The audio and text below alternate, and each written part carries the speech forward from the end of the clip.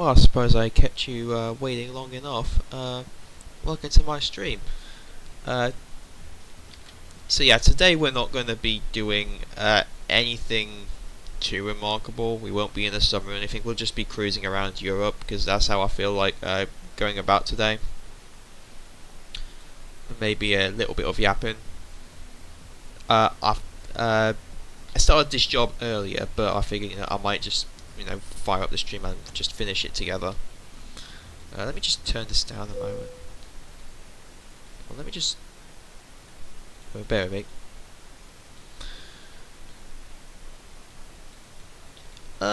I've been playing this for about on and off for maybe 6 years now, I guess you could say.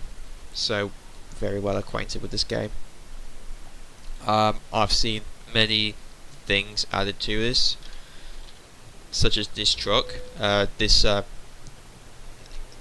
was added quite recently, actually, in the I think December last year, and I have to say I really like what SCS has did here, because this game has been supported consistently since it released about 13 years ago.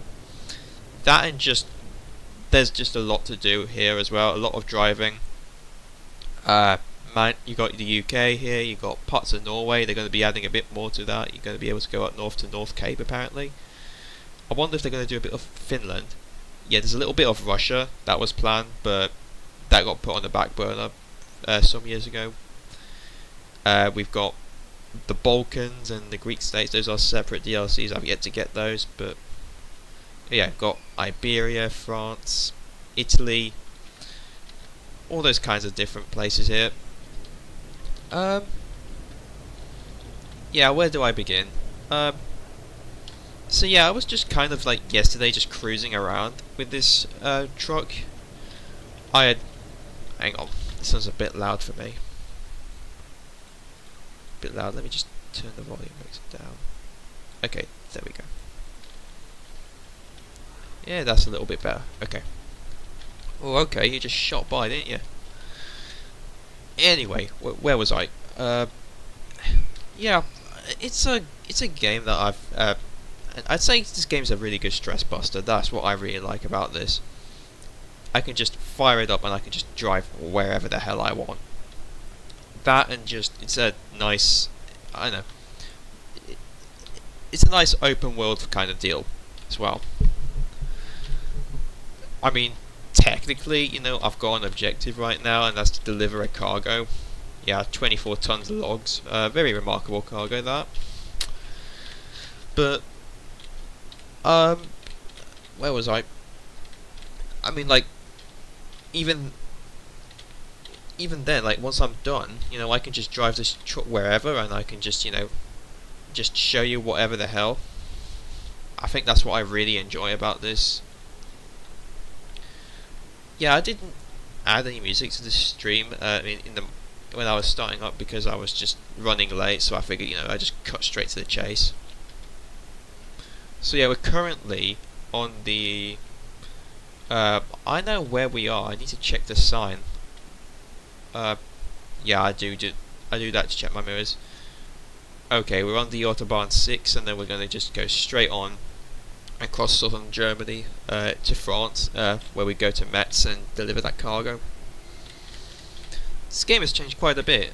I do recall, like, when I started out, Germany wasn't anywhere as polished as it is now. It was still very much I don't know, the motorway was very low res, you could say. The art direction wasn't great, and the roads were still very windy compared to what we have now, which is a lot more true to life, I could say. I have travelled through Germany on a number of occasions in the real world, and I can assure you that what you're seeing here is a lot more what you would see over there if you were to drive on the Autobahn, compared to whatever was going on about 5 or 6 years ago. That's when they started reworking Germany. Now they're reworking Switzerland and Austria as well, which is much needed. And last time I checked, they're also reworking the Benelux region, which is Belgium, Netherlands and Luxembourg. Much needed changes those. And hopefully after that we're gonna get a Great Britain rework, hopefully, because that is in dire need of a rework as well. That is, I think, the oldest bit of the map that since 2008. That bit there. I'm surprised it even has lasted that long. That's 17 years. 17. No wonder people don't really like driving there. Like, the fact that it's on the other side of the road, be damned. Yeah, what else? I think there will be some changes in the Nordics, I guess you could say, because some of the parts there are very dated as well. I think Denmark, especially, and Sweden, those are going to get reworked.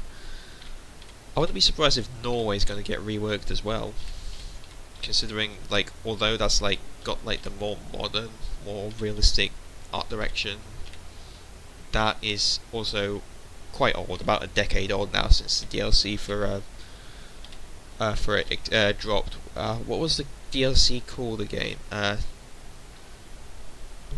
Nordic something? I don't know. I don't recall. But yeah, it's been a bit since that dropped, and it's definitely in the need of a refresh.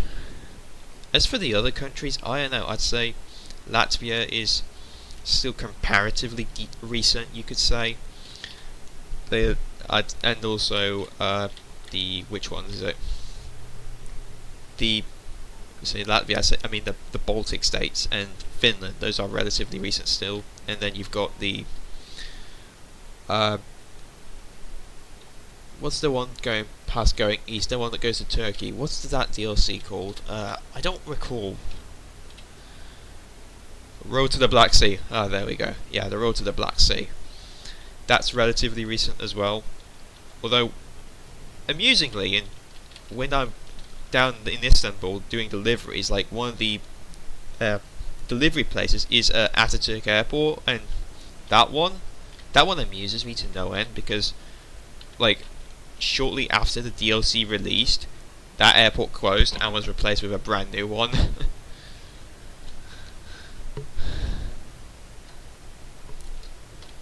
Yeah, it was replaced. Quite a big field, I've heard. Quite a lot of runways. So yeah, technically that DLC, like, within a year or two, was out of date already. But I mean, it's still a great. If you're just down for just cruising around Europe, then it's just a great game overall. And like, I know some bits of this game. Some of them are very familiar to me because I have, like, every summer or like every year I have travelled through mainland Europe by car, and I can name some of the sites. Like, usually I'd go like through the, what is it called?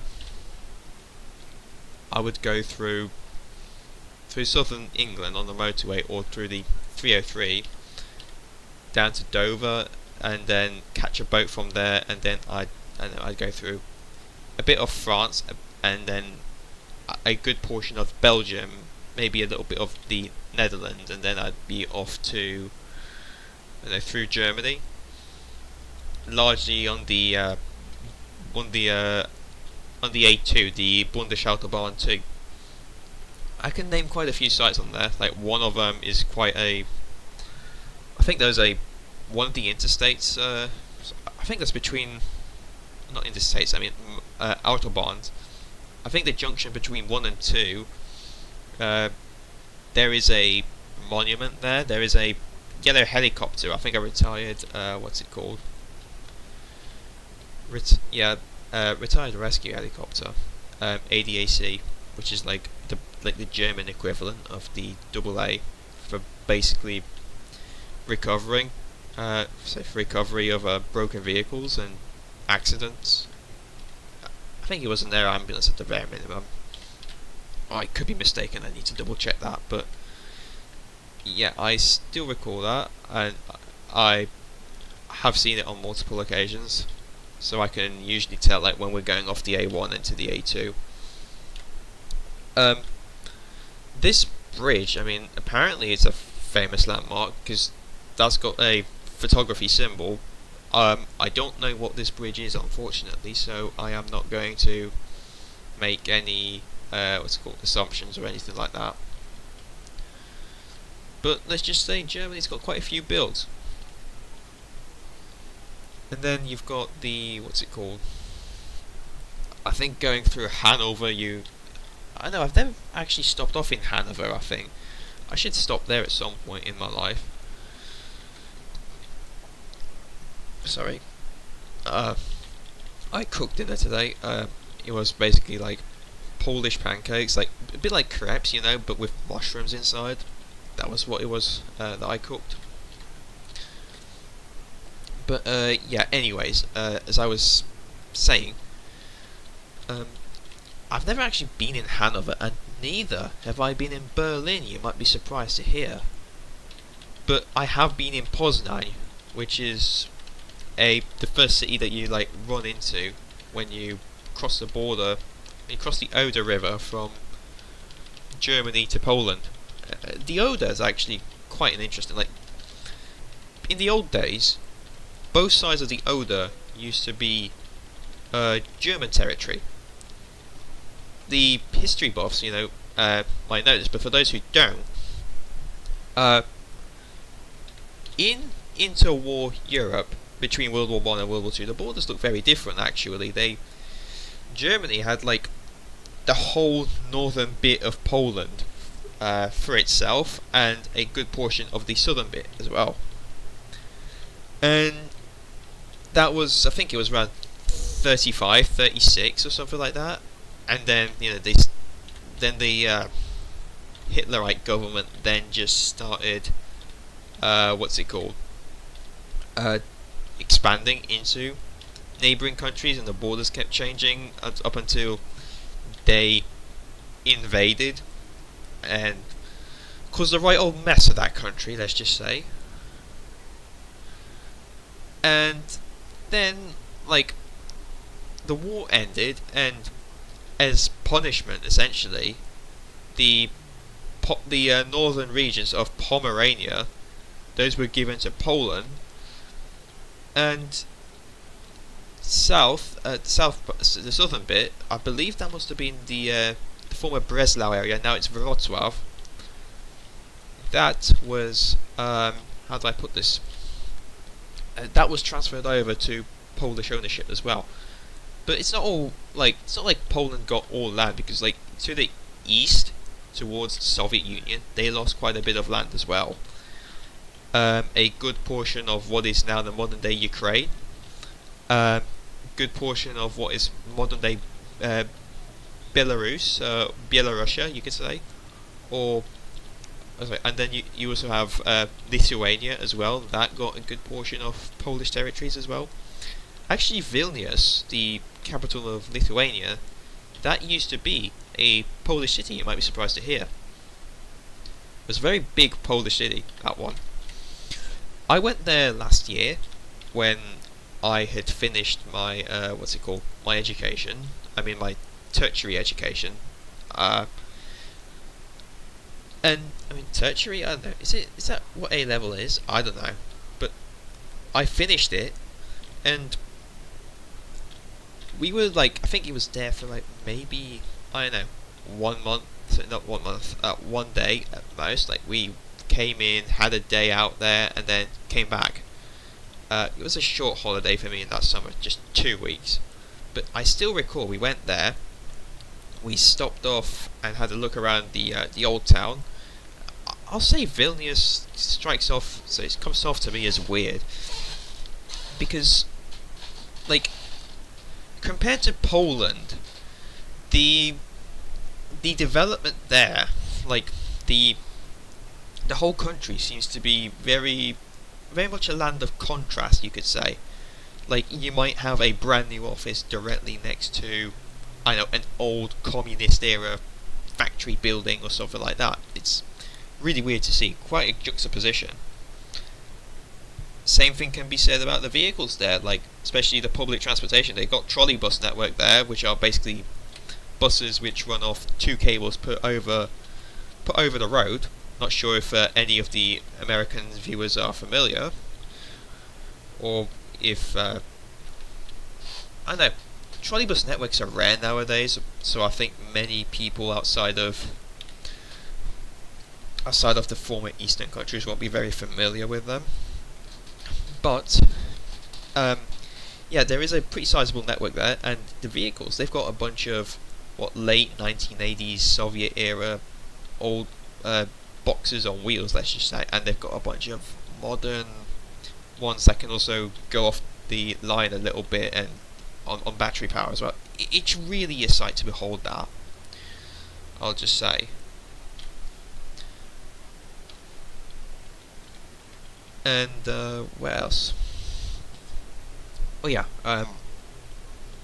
that aside, there is a massive cemetery actually there that I visited as well. Yeah, it's a very joyful subject, that, cemeteries. But I went there with my grandparents, and it was nothing but Polish names upon Polish names. There's a few Lithuanian names as well, but the vast majority were Polish. Troopers who got killed in the Polish-Soviet War of 21-22. Those who just fought for the independence of the country. Like, that's a very important thing to Poland. Like, I'm a Polish-born citizen, just so you know. I live under a Polish passport, just so you know. Yeah, what was I? So yeah, this was quite a shock to me actually when I visited that city, I gotta say. It's like, it's really surreal, you could say.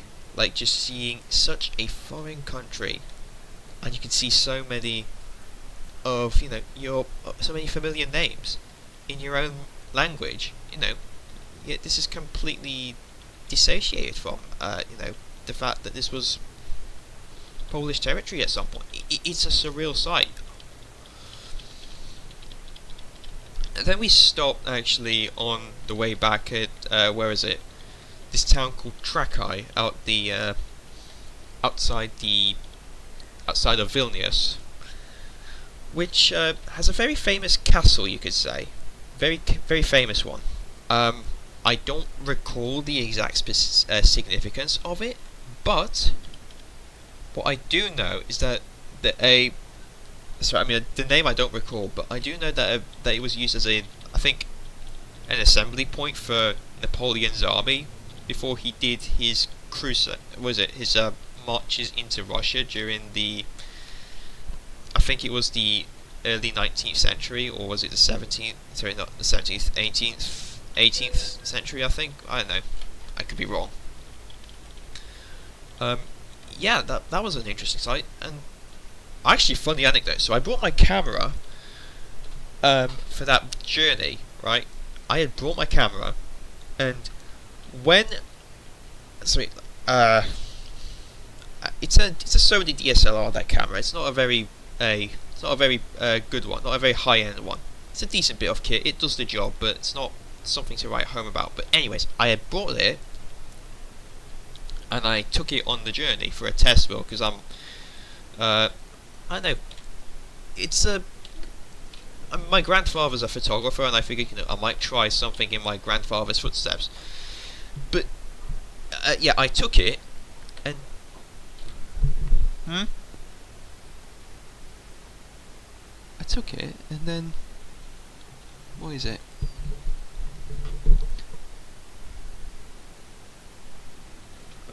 Someone knocking on my door. I don't know. But anyways, I took that camera. I went back, and I took a photo. Sorry, I took many photos of that building. But then, like, I went back around the back of the building, and then I saw this beautiful building up the back, right? Beautiful white, very ornate building. And I think to myself, oh, that's a very lovely building. So I pull out the camera, and I stabilized the shot with both of my hands. I didn't have a tripod. I just did it with my bare hands, and I gotta say, I got a beautiful picture.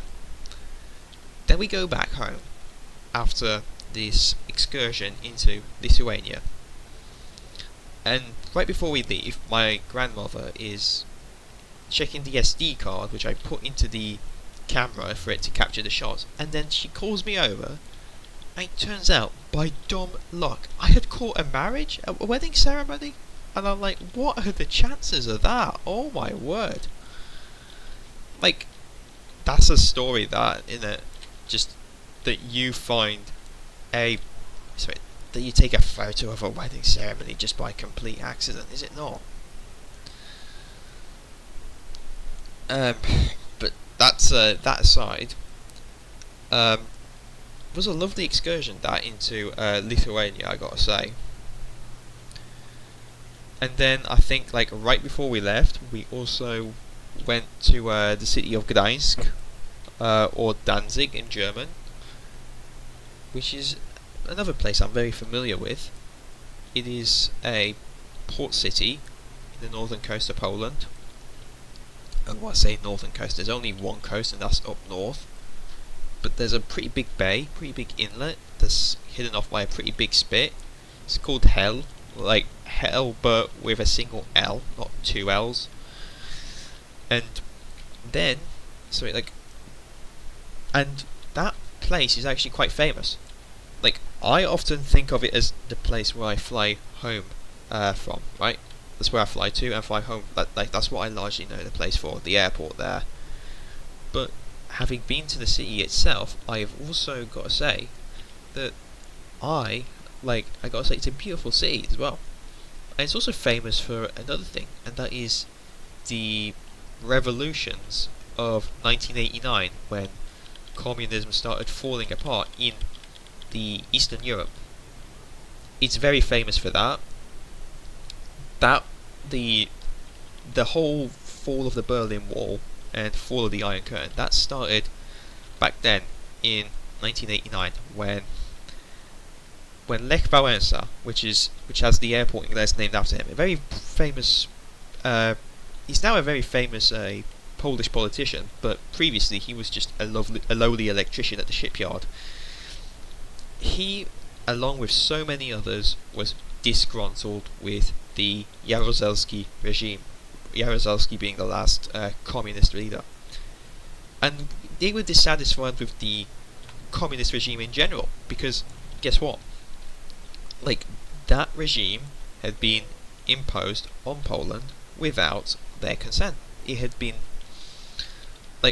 for context, they started, when the war ended, Poland, at least modern day Poland, that was firmly within the Soviet occupation zone, okay? And because it was in the Soviet occupation zone, that meant it would naturally fall under Soviet rule. Means they were communists, right? But the Polish didn't like communists, They really did not like them. However, they were forced to accept it on the grounds that, if they didn't, the tanks would get rolling again, right? And many people as well just, how do I put it? So they were kind of held at gunpoint, They were also threatened with Hitlerism returning as well, and it's just, how do I put it? It was a decision that happened against their consent. But they were given a pretty significant degree of autonomy, at least compared to other Soviet puppets, let's just say. As far as I understand it, having read up on this stuff for a while now, I think beforehand, or I'm a terminal Wikipedia addict. What I understand is that Poland was intended to be a bridge between the capitalist West and the socialist East. It was meant to be a bridge, a mix of the two. And as a result, they had a bit more economic freedom in Poland and a bit more political freedom down there than they had in other fellow Soviet republics. Now, okay, so let's worry about jobs here. Luxembourg seems to be a bit of a ways away. Let's do this. Yeah, where was I? Alright, okay. So throughout like the 40s, 50s, 60s and 70s, Poland had seen quite tumultuous history, you could say, being a Soviet puppet. Especially economically speaking, because these were Marxist-Leninist states, right? And those states are top-down in governance, right? The economy is controlled by right, for those not in the know, Marxist-Leninist states are top-down authoritarian states, and they control their economy via a top-down means, right? Every economic aspect is planned centrally, and many Poles were not happy about this, right? And they were not happy for many years now, okay?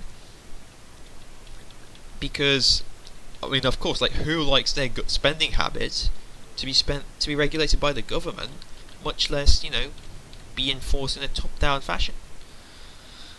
Anyways, like, where was I? Yes. They were not happy. Many protests happened over the years that, in response to the government regime. 1970, 1976, many in the 60s, many in the 50s.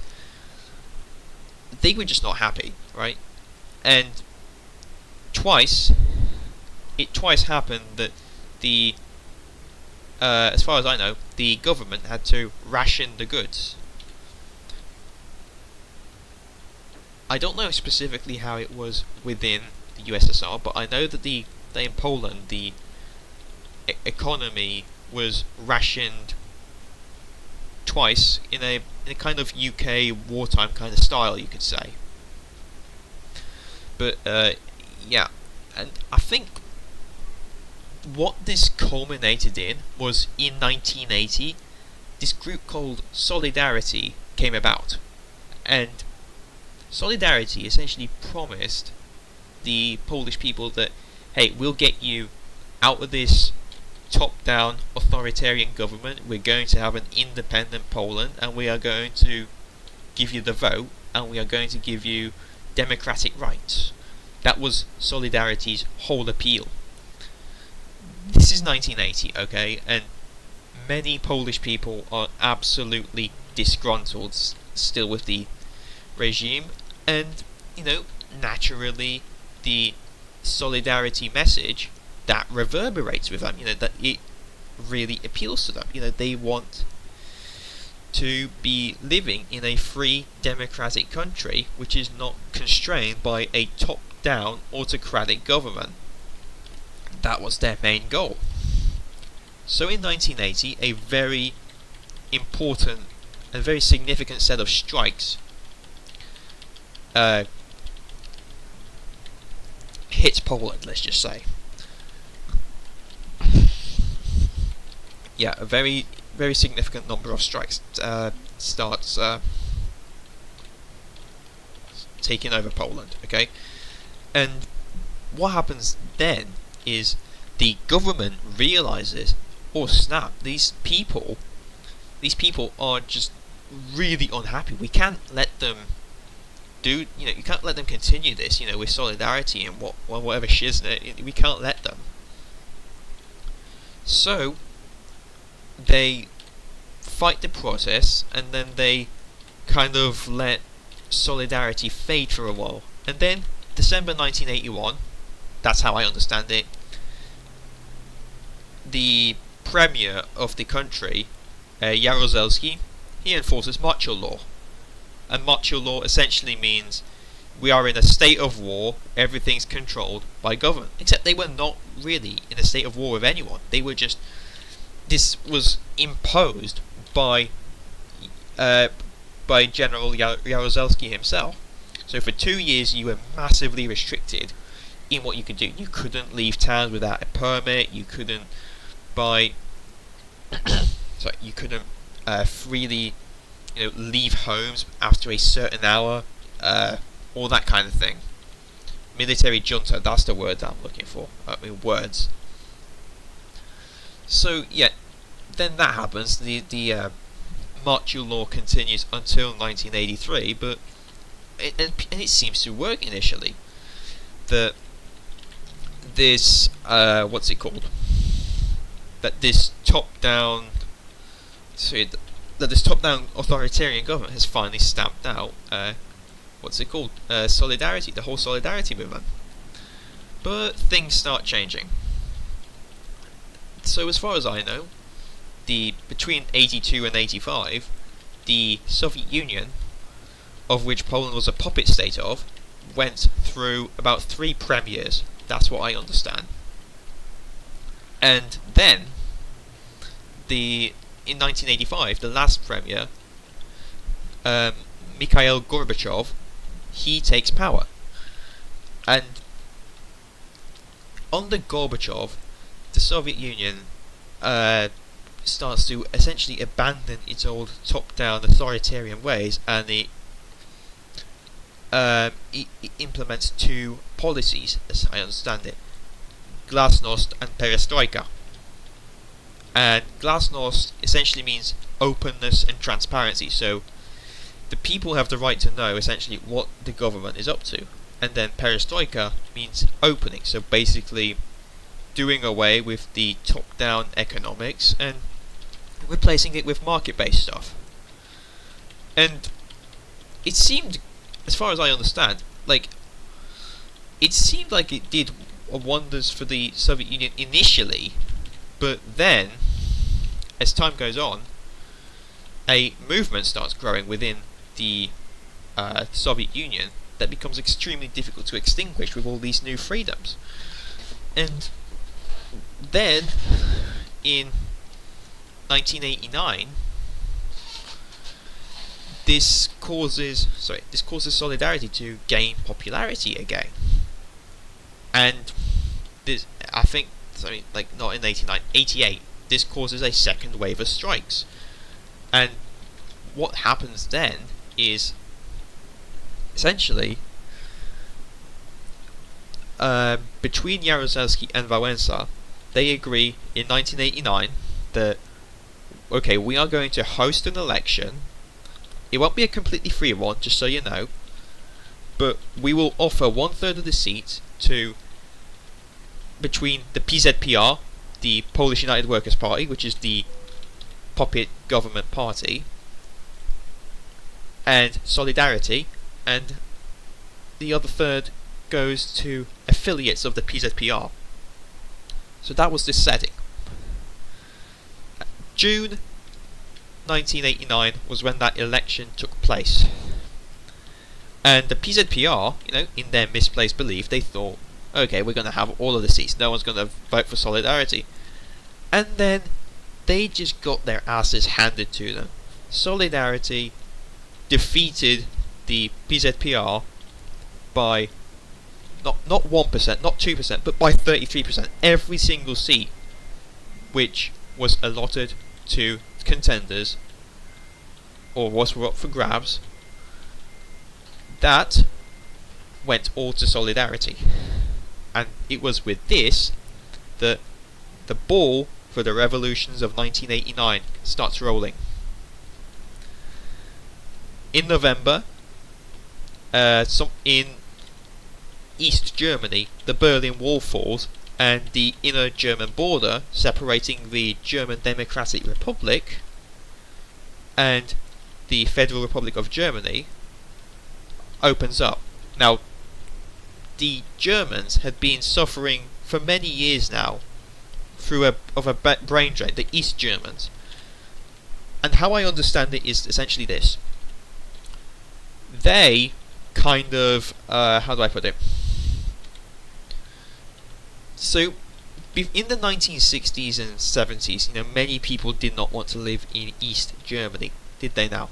They didn't like that top-down authoritarian regime either, that Soviet puppet government. So many decided, it would be a good idea to escape. unfortunately, the Soviet Union latched on, and they essentially built up the inner German border. Right? They built it up, and essentially, what happened was many of those attempted crossings stopped. That is as far as I understand this. Well, I mean, I say many, not all. That's the key distinction. Some people still got through and escaped. One of them was a very famous case of people escaping in a hot air balloon.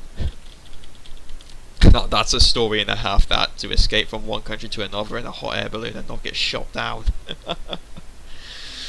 But that's beside the point.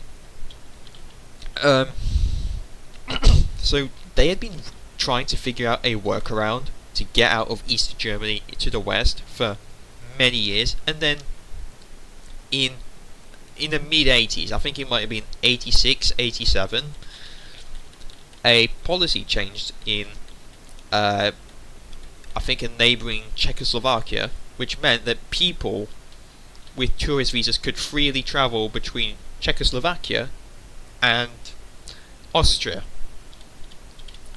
And this was a loophole that East Germans exploited very quickly. Very quickly, East Germans started travelling through Czechoslovakia to Austria on tourist visas, and then just abandoning their visas and moving to the west. And then this continues for a few years until about where is it? Until 1989. As we said, 1989, that's when the famous revolution started happening. And then, how do I put it? In November, the inner German border and the Berlin Wall, they crumble. It was actually due to a misunderstanding, you might be surprised to hear. So someone got an order to essentially slowly start opening the borders, but that was misinterpreted, as far as I understand it, and the order came through as open all the borders all at once. So the East German guards, opened all the borders, and traffic immediately started flooding out of East Germany into the west. And this is a huge blow for East German authorities, because they have now this mass exodus of people which they can't control. Once they have tasted freedom, they're gonna keep chasing it. An actually funny anecdote, but funny thing that happened around the time is many people, the first thing that they bought when they travelled to West Germany, many people first thing bought bananas. Why bananas? Are they monkeys? No. It's because they were a delicacy in East Germany, and they were very hard to obtain. So, to go into West Germany and to get bananas was to obtain a delicacy which was extremely difficult to obtain back home in East Germany. And this was spoofed by I think there was a famous spoof by the magazine Titanic, which is a German satirical magazine. I haven't read it, but I do recall they had a cover that basically had a kid holding a cucumber saying, "Look, I got a banana, mum," or something like that. And they say the Germans don't have a sense of humour. But anyways, so this happens, the Berlin Wall opens, and then in Romania, that's where the protests have spread to Romania, and they have started spreading all across the Eastern Bloc. And in Romania, these protests culminate in the public execution of Nicolae Ceausescu, who was the Romanian Communist Party leader. And then that very quickly leads to the government of Romania, as far as I understand it, to be replaced with a democratic one. And eventually, in the Soviet Union, things come to a head in 1991. By this point, the Soviet leadership knows that the country is on its way out, that the Soviet state is on its way out. So, they call the CPSU Congress, as far as I understand it, to debate, and they go in and essentially say, look, we can't continue like this, we've got to do further reforms, further changes. And there were many people who agreed with the reformers, but there were also many hardline Communist Party officials who were vehemently opposed to it. But they didn't have the power, so in August 1991, the hardline Communist Party officials, they attempted to take power, like, forcefully. And, well, that failed. The Russian White House was left damaged and burnt out, but they essentially caused the government, as far as I know, the Russian government to fall into paralysis. It could not function. It simply just could not function, okay? Like, it was locked down, pretty much. And then, this continues for 4 months until Boxing Day, December 26, 1991, when Gorbachev formally announces that the Soviet Union had come to an end. And that's when the famous red hammer and sickle flag was lowered for the last time, replaced with the Russian tricolour. Which is a really fascinating subject, that, okay? Many people tend to, think, okay, it just happened, communism fell and, we prevailed. But no, there is a ton of context to this that many people don't really tend to think about, or let alone realise there is. I come from, as I said, I'm Polish. I am, as a person, I am a Polish expat, okay? I was born Polish, I live here under a Polish passport, and this is the stuff I never learnt in history in class. Like, history, for me in school, it always focused on aspects outside of the UK. It always focused on either, it focuses on international aspects, or it focuses on old British history, like really old, like William the Conqueror old, 1,000 years ago or something like that. It's just ridiculous. But you never really have it discussed, what was going on in the UK in like the Victorian times and in the, in the Edwardian times, Georgian times, and then the Elizabethan times up until the 21st century. 21st century, I don't think that's yet required to be taught, because it's still, as far as I'm concerned, relatively recent. Many people still recall the death of Diana, and that happened in, 1997 or something like that. But I do not. That's out of my depth. But anyways, that's an observation I made. Like, British history is never really taught. You never discuss the Cold War and how it affected the UK. We never discuss the premierships of Harold Macmillan and Margaret Thatcher and later John Major. You don't really discuss like prime ministers beyond Winston Churchill and Clement Attlee. At least that's what I've observed.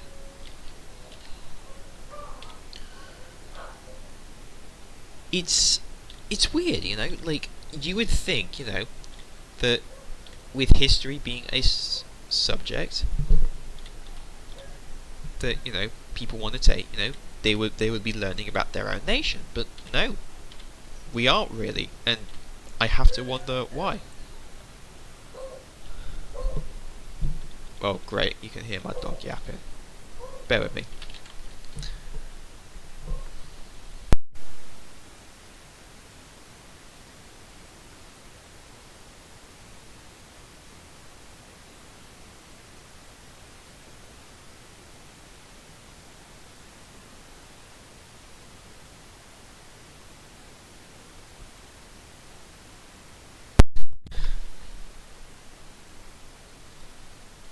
Looks to me like she shot her mouth, the dog. She's got a real tendency to yap. Anyways, where were we? Yeah, British history is never really discussed, which I find just sad, really, because this country, the UK, where I live in, they've got a lot of history to talk about, and when I say a lot, I mean like a lot. Like nobody really knows like the how do I put it? Before the Margaret Thatcher years, we had a lot of industry that was publicly owned that we used to spend handsomely on infrastructure, rebuilding the whole country, or at least they do know, but like they don't know like under who or what like the programs were. And nowadays, people seem to have this belief, for some reason, that voting on sentiments, is going to fix, Britain's problems, even though, when you dig into it, the history of those problems is very complicated, very deep. The same could be said about Poland, to be honest. I think this ties it into, I think this like goes into like the political territory, so I don't want to go there too much. I don't want this to be a political channel first and foremost. Okay, I just want to have this be kind of like a yapping place, maybe. But I want to say that, like, how do I put it? That's a bit of a recurring theme that with many people, I feel. People just vote, based upon sentiments rather than actually understanding, the history of their own country. And here's the thing: has an answer given based on sentiments ever, fixed something instead of an answer based upon, how do I put it? Actual historical, authenticity and research. Has that ever fixed anything? I don't think it has. I personally do not think it has. Where do I put this? So how do I put it? I know, I'm just... Yeah, I need to do this a lot more to get my mind up to scratch sort of for doing things like this. What was I? Like, a lot of people seem to have this mistaken notion that, parties like, Reform UK are gonna, change things up. The thing is, no. Parties like Reform UK, which are very right-leaning, very conservative, very low tax for businesses kind of deal. People tend to think that they are, going to give a solution to a problem. But the thing is, you dig into them, you realise that no, that's not the answer, not the case at all. And why is this?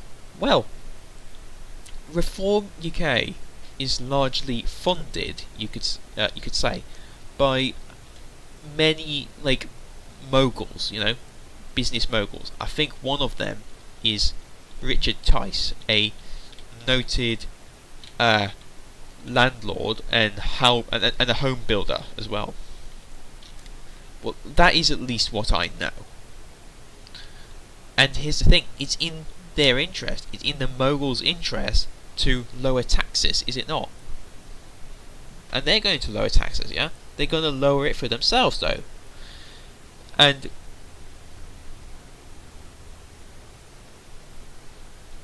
bear with me. The fact of the matter is, like, these moguls already pay no tax whatsoever, anyways. Why do they pay no tax? They usually have something set up, in the Bahamas or the Cayman Islands or something, that's where the money goes. They go to these tax havens, where they don't have to pay anything. And because they don't have to pay anything, that's where all their wealth racks up. And, well, that's what, where it ends up, and it never sees the light of day again. It just ends up flooding that account. People seem to think, that what money, that is British will remain British and it will stay within the country. And I get their thought process. A British pound is a British pound. It's only legal tender in the UK. But there's nothing precluding that pound from being shifted abroad into a country which has regulations completely different to the UK. And because of this, people are going to shift their pounds abroad. They will shift it abroad. Not only that. Hang on, I've got to do something.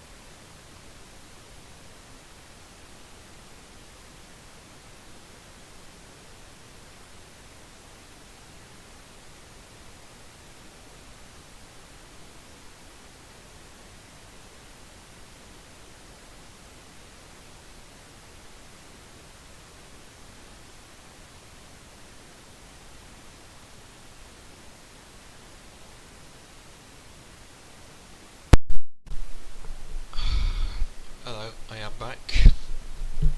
Where were we? Oh yes, we were discussing the Richard Tice movie, not. Yeah, I had dogs to let out, sorry. My mum has to call me out every now and then and just cut me up like this. I've got a glass of water as well, my throat's getting sore after all that talking anyways. So, where were we? Oh yeah, we were about taxes and Cayman Islands. Of course. If it's in the interest of the business to lower taxes, they're not going to sit around and wait for the country which they operate in to sit and lower the taxes if they can help it.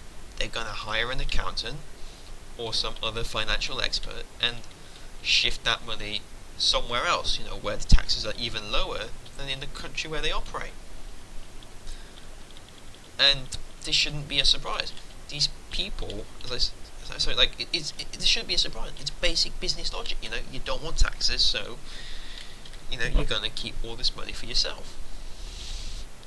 And not only that, the other thing you need to realize is that, like, because these people don't want to spend that money, they're going to, keep it hidden away.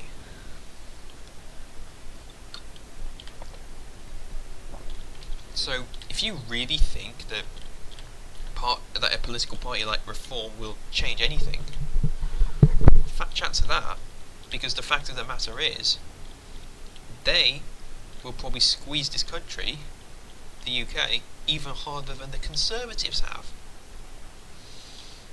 And then they just leave the tax increases to Labour.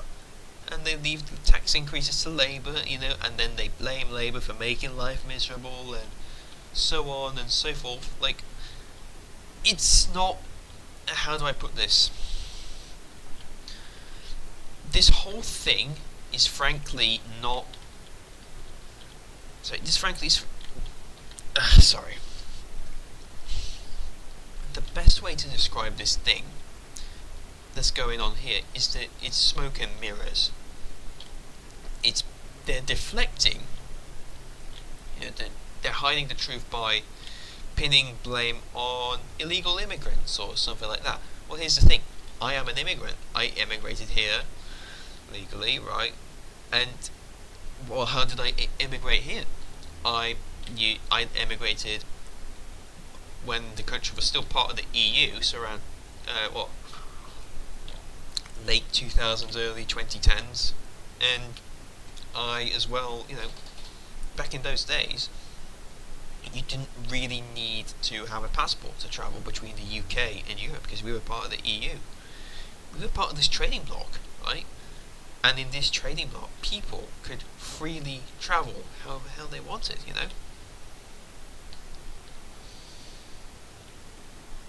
And it's because of this that I managed to get my life set up here. But, like, they blame illegal immigrants. Okay, let's break it down. Illegal immigrant. So first off, when people say illegal immigrants, what they are implying is that these people came into this country illegally, which sounds bad at face value. But here's the thing, there is no law which says that you cannot come into a country unless, you have, been deported or forcefully expelled from it. And here's the thing, the people that are coming here, the refugees that are coming here, they have never been deported. They have never committed a crime here. They are coming here and they are seeking asylum. They are coming here fully legally, right? Fully within, legislation. These illegal immigrants are a figment of people's imaginations. That's what I want to say. They were never illegal. They were rather, displaced. They were forced here by conditions back home which were outside of their control. And it's why I can't stand any of Farage's, rhetoric. Like, I genuinely cannot stand it. Like, I've been through this. I've seen it for myself, this whole immigration thing, and also it doesn't take a genius to figure out, it just takes a little bit of critical thought to realise, hey, something doesn't add up here. There's this illegal immigrant rhetoric, okay?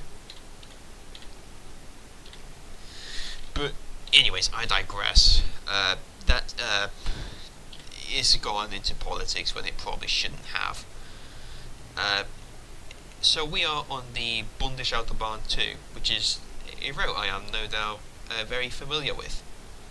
I have travelled down here many times in the past, and as well, I know what am I supposed to say about this route other than, it's a very long route. It goes across Germany maybe for 800 kilometers or something like that. 500 miles, that's for those who use imperial units, or freedoms should I say. I know, England's a weird country, or I mean the UK is a weird country because we use half imperial, half metric. instead of the full metric that Europe uses. I'm pretty sure that is a legacy of that's an imperial legacy of the past. That's why we use half metric, half imperial. I think that is what it is. But what do I know? I'm just speculating. Anyways, so we are down here, and we are going past Hanover. Now, Hanover, if I'm not mistaken, was the last city on the A2 in West Germany before you crossed the inner German border between the BRD, the Bundesrepublik Deutschland, German Federal Republic, and German Democratic Republic, the DDR. And that crossing is at Marienborn. Okay, got quite a ways yet still. And I know I've never stopped off at Marienborn. I've never had a look at the former border crossing, I will not lie. But you have to imagine that this was a very big operation, this. And you also need to consider that, like, the weird historical status of Germany was the status of Germany was weird back in the day, right? One country claimed the whole of Germany to themselves, the other country claimed the whole of Germany to themselves, and one of them, decided, screw you, and then they just put up a giant militarized border. Well, that was a good idea, that. Let's be sarcastic about this.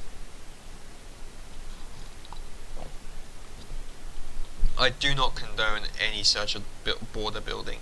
It's just hindering trade, it's hindering the flow of people, it's hindering opportunities, it's just a negative all around.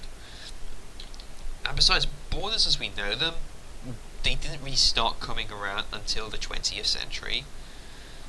Like, as far as I know, like, in Victorian times and earlier, you didn't even really need a passport to travel around. You just kind of crossed the border and you went on your merry way. That's how I understand it, at the bare minimum. It's only like with travel increasing in the 20th century that passports were introduced and visas and stamps and what have you.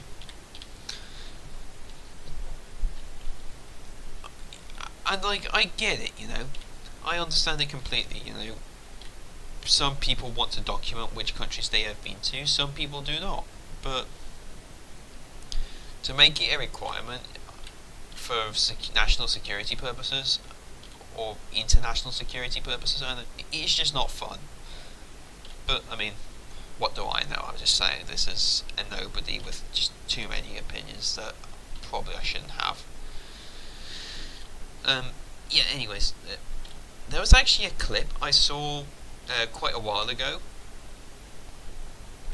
and it was from the British British Army in Germany, and it was about getting materiel, like personnel and materiel, from West Germany into West Berlin, and it was an old 1989 VHS tape, but watching that old tape, like, something just struck me at just how dystopian and top down that whole thing was. Like, the British soldiers, like, if they broke down in East Germany, they were not even allowed to so much as speak to a East German soldier, because East Germany as a state, well, there's Marienborn, there's that border, it's because East Germany was not recognised as a state. Like, the British did not recognise East Germany as a legitimate state. Considering the geopolitical context of the time, it makes perfect sense. But either way, it just seems dystopian to me, So they couldn't rely on East German officers for help or assistance. They had to call in Soviet officers whenever they had some trouble. And well, that is a bit of a doozy, that you gotta say. um, and then like the other thing as well, at least as far as I recall, is that you were not allowed either to, how do I put this? You were not really allowed to get off the A2, like, at all. Like, you were not permitted to drive outside of the A2, regardless of what happened. And the reason why, as I understand it, the reason why was because the only real place that, you know, the Allied, the NATO patrols were allowed to travel down was the A2. The reason that, yeah, they were only really permitted to drive down the A2 purely for transit purposes. You were not allowed to joyride in any other place.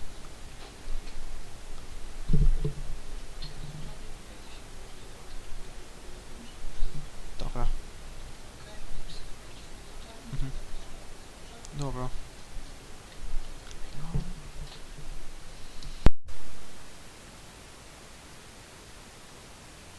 Do something.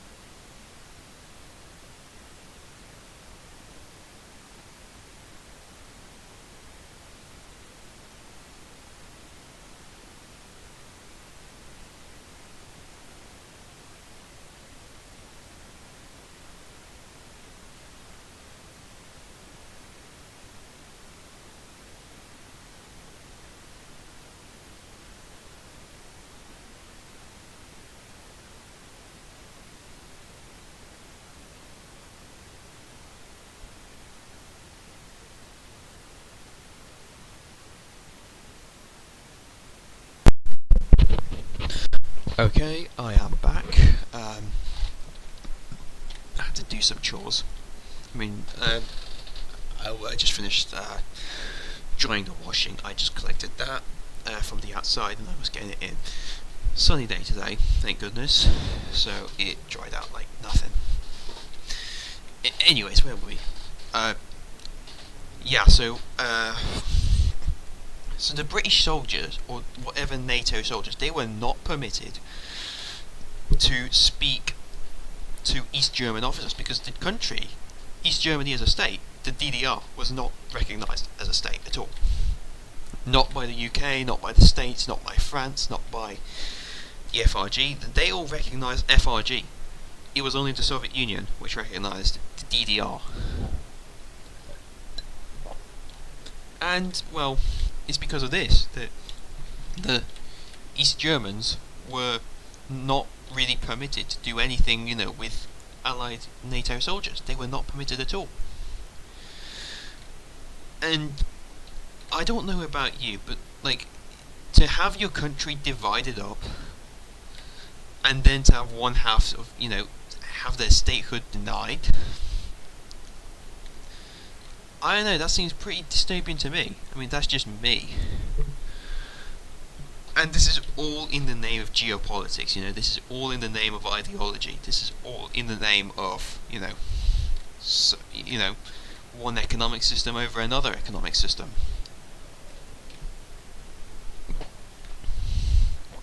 And this is what it caused, and it only really ended in 1989, in 1990. And that's only in Europe. Goodness knows what's going on elsewhere in the world that I am not informed about. Okay, so, what else? Oh yeah, also, the situation in Berlin was very interesting as well, because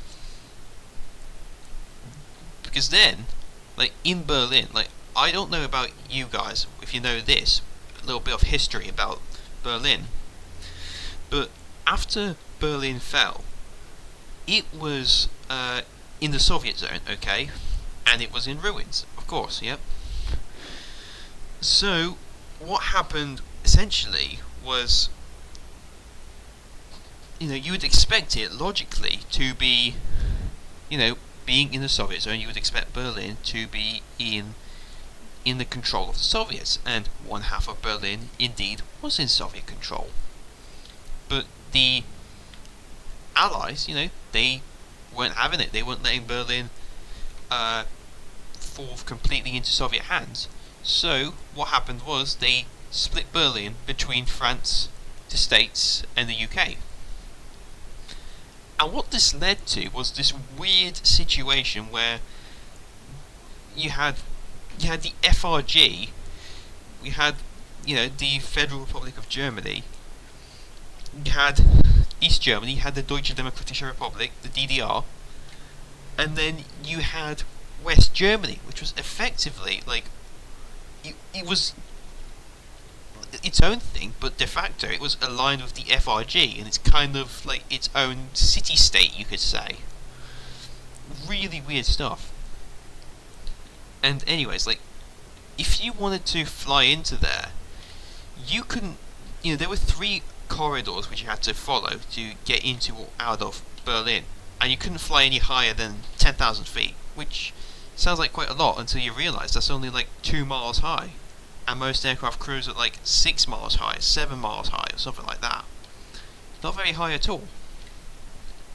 The rest of the airspace was in East German hands. But the other thing as well is that, because of this weird, local politics, Berlin, instead of having just one airfield, wound up with 3 commercial airports. You had Tegel, Tempelhof, and Brandenburg, previously Schönefeld. Now, the history behind Schönefeld is actually quite interesting, because that was originally a testing facility for the Hitler regime. They brought out, how do I put this? They let essentially how do I put this? They let the various plane builders of Germany use Schönefeld to test their new designs. So builders like Messerschmitt, like Focke-Wulf, like Junkers, like what others? Dornier, those kind of names. Okay, and so it was like just south of Berlin that they used Schönefeld as a kind of testing grounds, kind of like a test airport, a bit like Filton in Bristol was for Bristol aircraft, or what Payne Field is for Boeing in the Pacific Northwest. That was basically Schönefeld for Germany. But then war ended and Berlin got divvied up, and the how do I put it?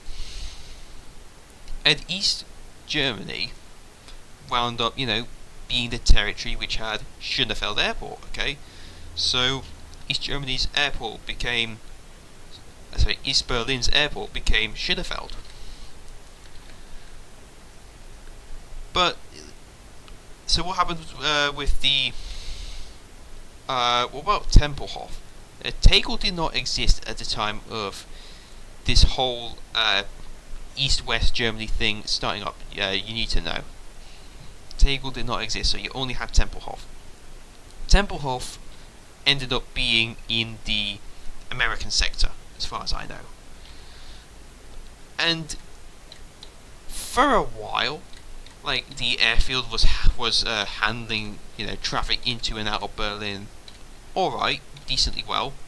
It was a fine little bit of infrastructure built by the Hitler regime that they repurposed into servicing Eastern and Western Berlin. I mean, not Eastern Berlin. That was across Checkpoint Charlie. You couldn't cross that.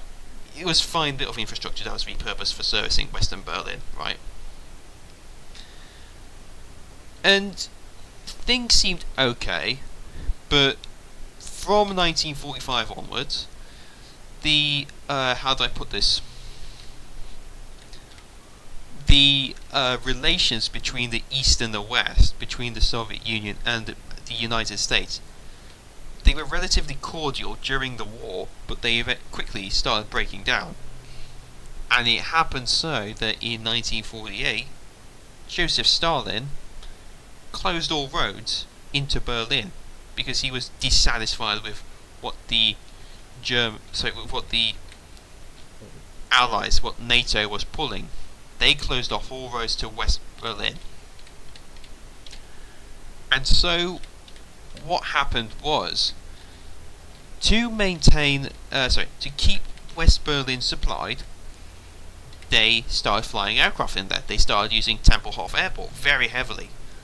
And when I say very heavily, I mean like that place was about as busy, if not busier, than London Heathrow is today. That's how busy we are talking. And they were flying in all manner of cargoes in there.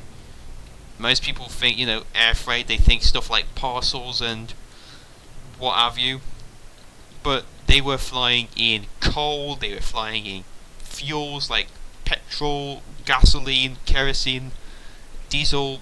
They were flying in spares, they were flying in construction equipment and construction materials and rubble clearing stuff and what have you. There's even one very famous picture of a Douglas Skymaster, a 4-engine piston airliner, or a cargo aircraft, and it's dropping candy from the what do I put it? And it's dropping sweets, candy for kids down below at the perimeter of Tempelhof Airport. So these airfields this airfield at Tempelhof was really heavily used. And it was in response to this that the airport at Tegel was built. Okay, and how do I put this? So this Tegel airport was initially kind of like a relief valve, you could say, for traffic into Berlin. It was to help accommodate the excess traffic that was going into Tempelhof, and in larger traffic as well. Because when it was built as an airbase, but it had a much longer runway than Tempelhof could have ever had. So it could accommodate much bigger, much heavier traffic. So we could carry much more cargo with much fewer flights. Okay. And right, so what am I saying?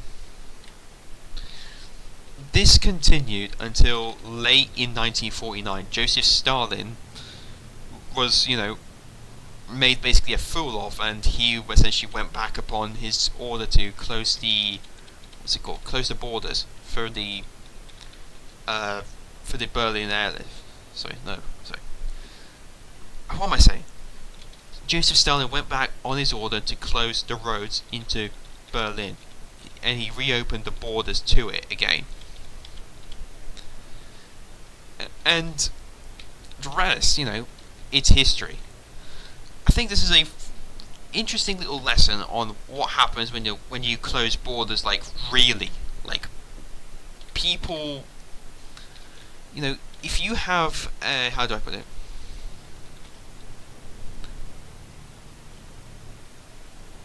People will find a way to get in. And the other thing you need to understand is that also around that time, up until communism fell, it was quite common as well for people to hijack flights out of, within the Eastern Bloc. It was quite common for people to do that and take them to Tempelhof Airport, where they would have gone to Western Europe. So the itch for freedom in these states, it was tremendous. People were willing to risk life imprisonment and execution just to get to freedom. I think that says just how bad it must have gotten, in the Eastern Bloc. Even I was utterly shocked to find this out.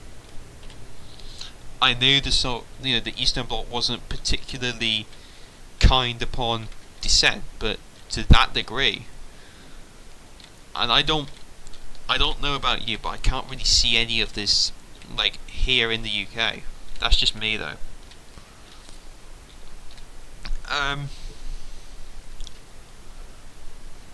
I think that's all I've got about Germany and Berlin. So yeah, so now we are in Poland, and we are on a pretty important road here. I think it's also called the A2, I think. It's another east-west road. Or is it the S2? I don't know. Let's see. Yeah, it's the A2. And this is another very important road, again, in Poland, because this is what links Warsaw to Germany via the city of Łódź and Poznań. And Poznań, it used to also be in German hands, you might be surprised to hear. That was until after World War I. Poznań used to be a German city in Silesia, I think. No, Silesia is a bit to the south. I know, but what I do know is it was very big. It was a massive industrial hub. And when Germany lost that city, it lost a very big portion of industry, because it was a very industrial city. And also, you need to know that Silesia is a very coal-rich area as well. Lots of coal is there to be found, and because there's lots of coal to be found, that means that you can naturally dig up a lot of it, and there's a lot of money to be made from that. What's the 25 per 100? That's not bad at all, that fuel consumption. Yeah, where was I? Alright. How do I put this? Sorry, what am I going to say? Yeah, so Germany after World War I lost Silesia, and it lost the city of Poznań, and I think it lost a little bit of northern territory. I think it lost the city of Gdańsk. that was a independent city-state, as far as I know, and that stood between Germany and Poland, pretty much. Sorry, no, what am I saying? No, it's a bit more to it. The city-state of Gdańsk was what stood between Poland and the sea, and two parts of Germany. You have mainland Germany up to Pomerania, and then you have Prussia, which is a little bit of Germany that was a bit to the east on the Baltic. And you can actually still see a bit of that Prussian land still remaining. It's called Kaliningrad. After World War II, a lot of that Prussian land was divvied up, right? So, Germany lost a lot of land, okay, and Prussia was essentially dissolved, right? As far as I know, what happened was Poland took a sizable portion of that land. Let's just say they took a sizable portion of Prussia for themselves, and then the northern bit, so Königsberg, that was taken by Russia itself, and it was kind of like a trophy for Stalin or something like that. Nowadays, though, it doesn't really serve any kind of purpose, to be honest, Kaliningrad. It may have kind of had a purpose back in the day, but nowadays it is an exclave. And because it is an exclave, it means it's not connected to mainland Russia, and that means if you want to travel between those two places, you've got the problem of, how do I put it? You can't really travel by land because you've got NATO states, and NATO states don't take kindly to Russians. And then you've got, and same can be said about flying there. I actually need to check that. So Kaliningrad's in a really weird position, you could say. Oh, fuck's sake, of course I'm speeding. My word, I wasn't expecting to go off about history and that kind of thing. It's a really in-depth subject, that, and it's something that people should look up to a lot more. People just think, oh, it's about what did King whatchamacallit, do in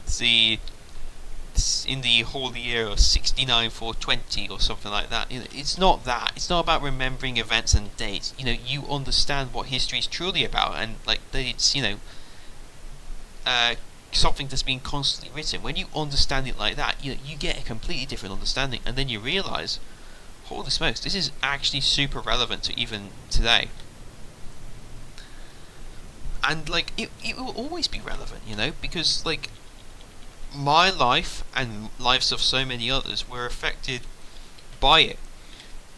My life was indirectly affected by the Hitler regime, and Poland was directly affected.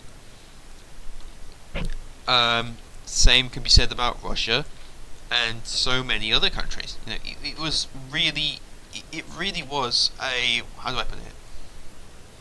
It really was a significant event in European history, and it should be something that's studied by all. But that's not to preclude, people from studying their own histories as well.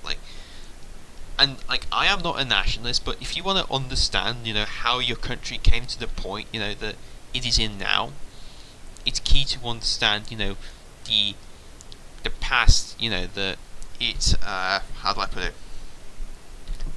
Its own past, of that country.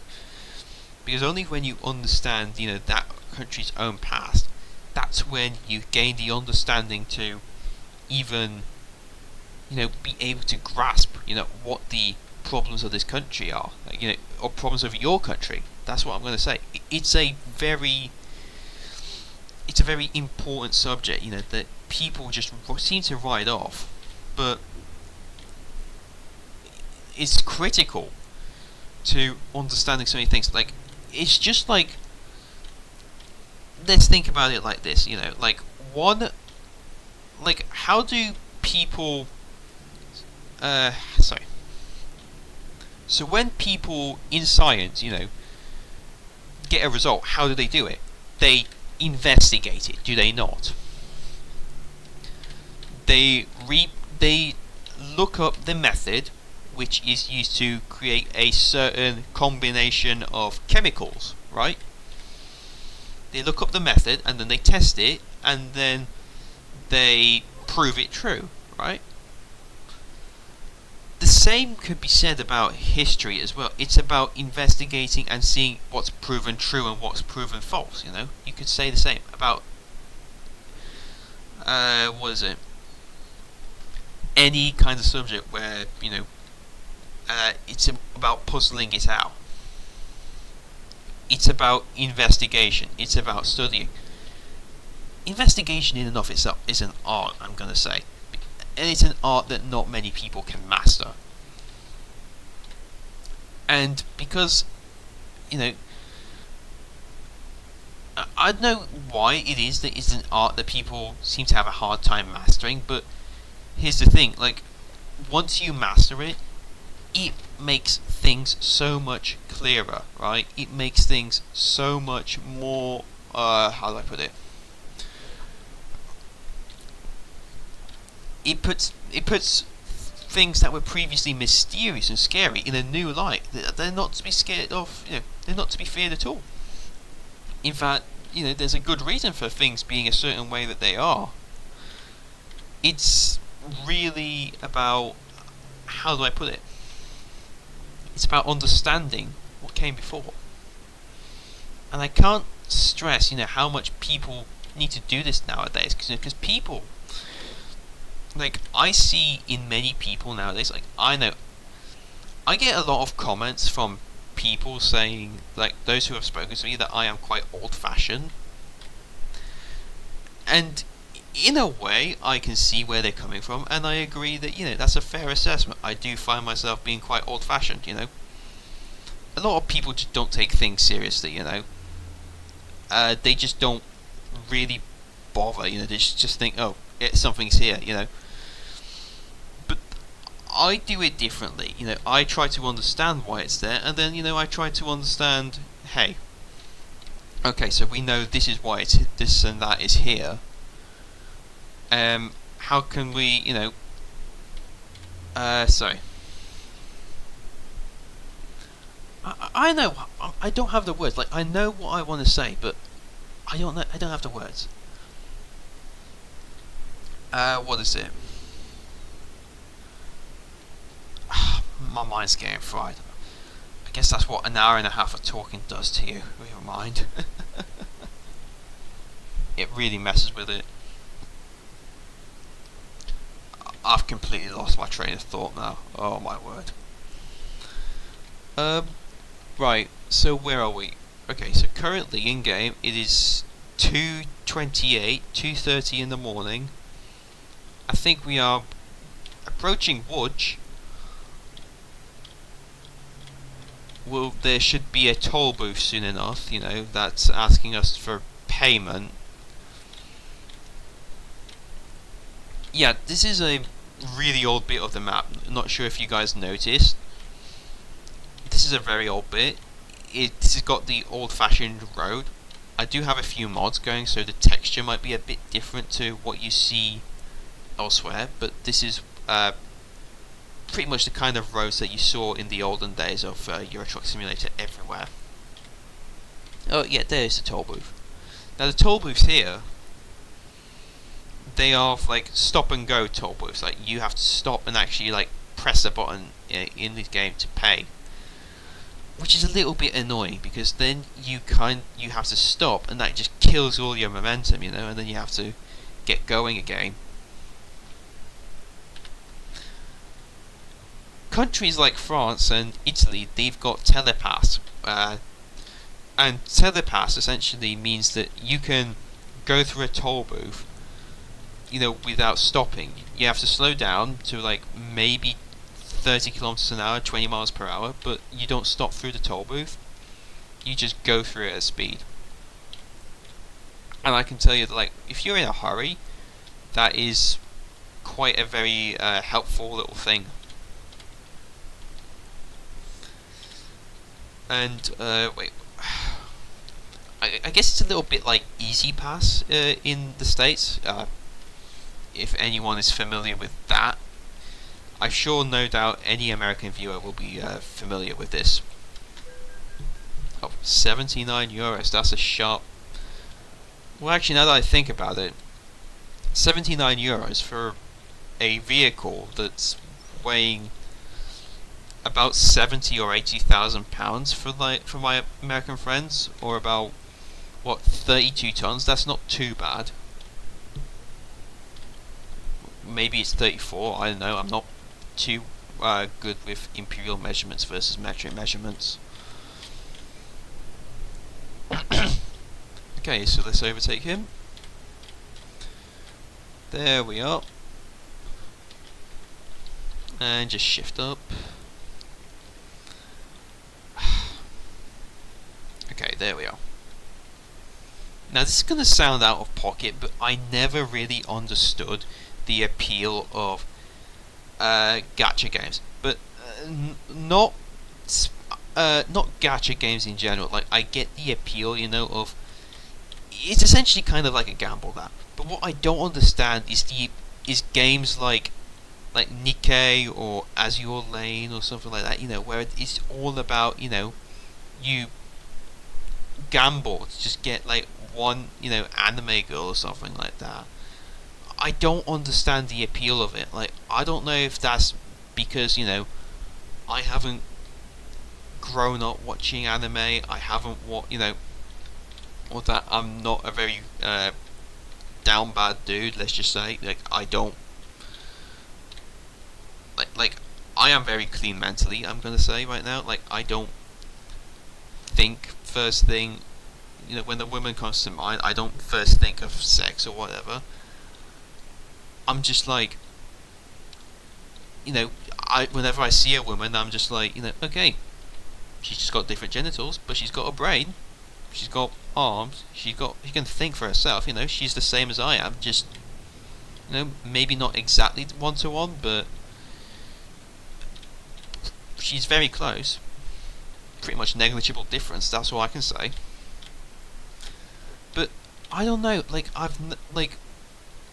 it's maybe because of the circles that I hang around in, but I have noticed how, like, there is, like, quite a lot of people, I think, but especially in the male crowd, which play games like Azure Lane and what is it, and Nikkei and Genshin Impact, you know, which, you know, they just find it worth it to gamble, you know, on getting a character which doesn't even exist in the real world, and I'm just like, why? Like, you're not gonna, like, she's not gonna be a GF in the real world, is she now? Though I guess maybe I'm not the one to say. I mean, after all, like, I did also in the past, you know, when I had Mario Kart Tour, when I played that day, I'd often grind for Aurora Rosalina. I grind for that. But I did that because, you know, I thought the character design looked great. I love that dress, you know, that frilly Aurora inspired design, you know. There is really, like, an air of magic to it, you know, that just I have not seen elsewhere. But here we are just talking about big pairs of knockers and a big peach, let's just say. That's all these girls ever have to them, and I'm just like, Mike, why are you gambling for them? That's something that just completely loses me.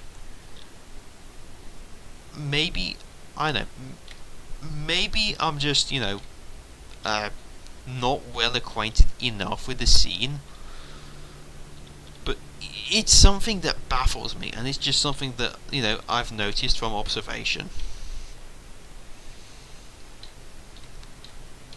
I mean, like, no shade, but like, why are you putting so much money and so much time into grinding out, that kind of skin? That, just doesn't give you real world benefit. Maybe I'm the stupid one, for not realizing, considering I did it myself. I don't know. I mean, I'm not involved in any of the games named, so maybe that's why I'm having a hard time understanding. But that's just me. Okay, so we've got another toll gate. We're going into Warsaw now. Actually, a little something interesting that you're going to see when we cross the toll gate is the Palace of Culture and Science. Actually, it's a very big, very ornate building that opened in 1953. I've actually been in the building, and essentially, from memory, what it was is someone needs to put a better muffler on their exhaust. But yeah, where was I? Yeah, the Palace of Culture and Science.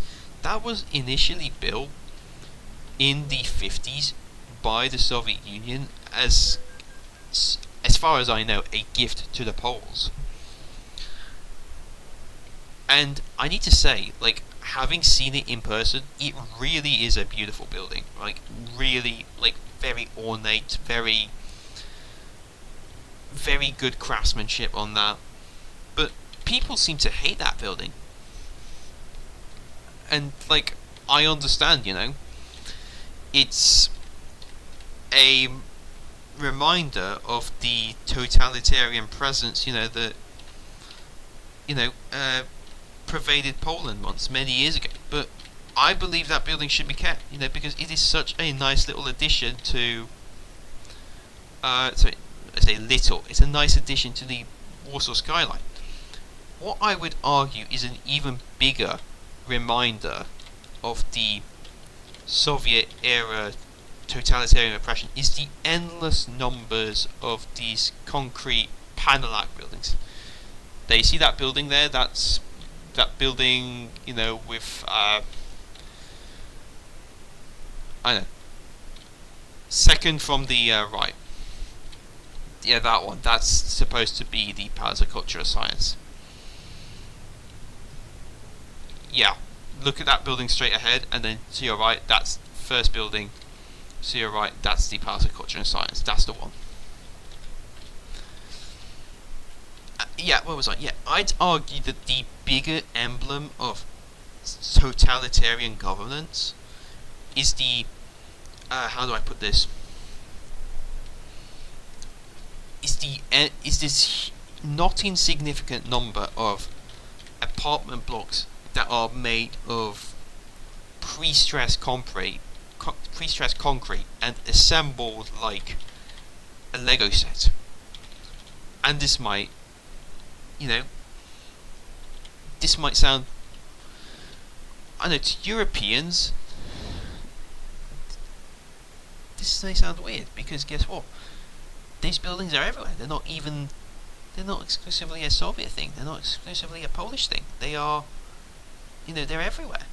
They're in England. They're in the UK. They're in France. They're very common in France. They're very common in Germany.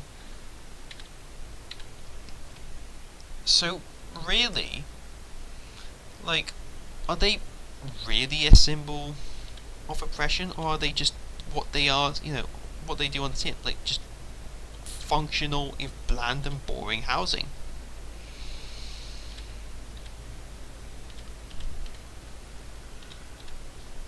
The Palace of Culture and Science has a use. They should keep that building. It's a cultural building. It's a cultural centre, first and foremost. It's a heritage centre, pretty much, nowadays.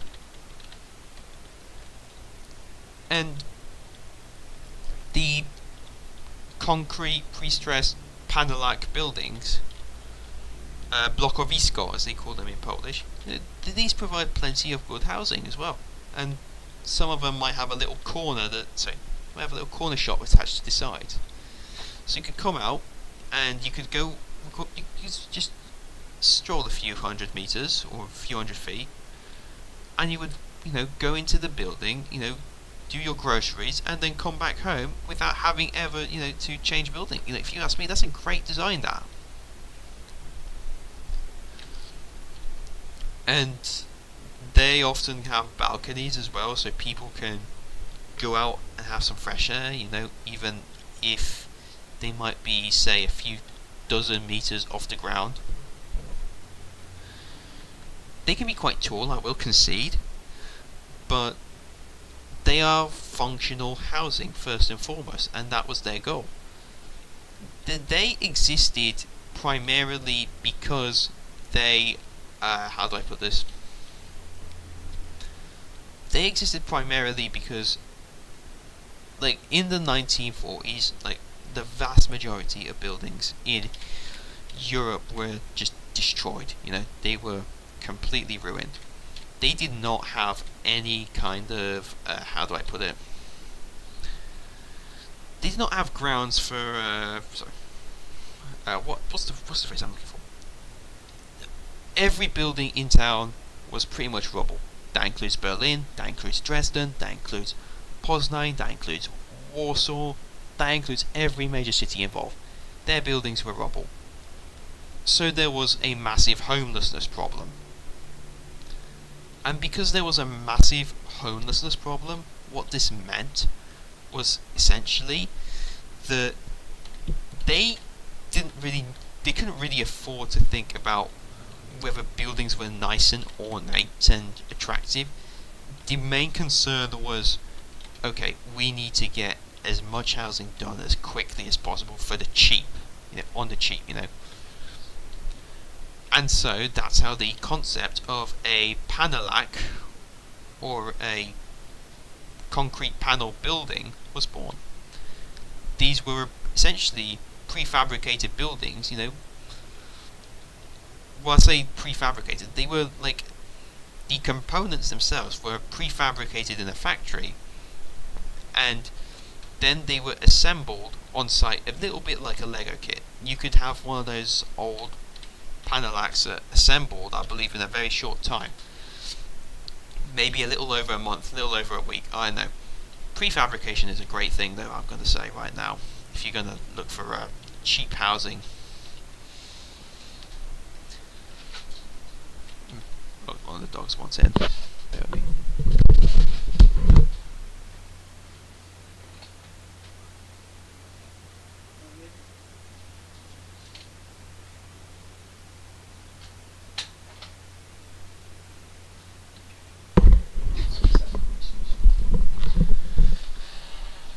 Yeah, the dogs come in.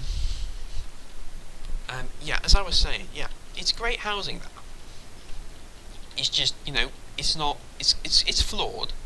The insulation, is in sound and thermal insulation, is not the greatest. I'm gonna say this right now. You can hear your neighbours walking around, but I'm telling you right now, in the house that I live in, the apartment I have, I can hear my neighbours quite frequently. It's something you learn to live with, though. I personally, I'm in support of this kind of dense, multi-story housing, personally. A lot of Americans are probably going to be quite hacked off about this. It's you don't want your own garden, and you don't want your own, garage, you don't want your own car, you don't want that. Well, I'll tell you this. You have to pay for a car, you have to pay for the insurance, you have to pay for the maintenance, you have to pay for the fuel, and you need somewhere to park it. And that land is not cheap, That space is not cheap. What am I saying?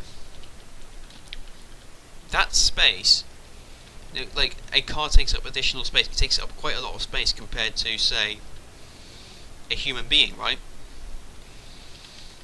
And because it takes up a lot of space, you're going to need a lot of room, to park it. Think about that for a second.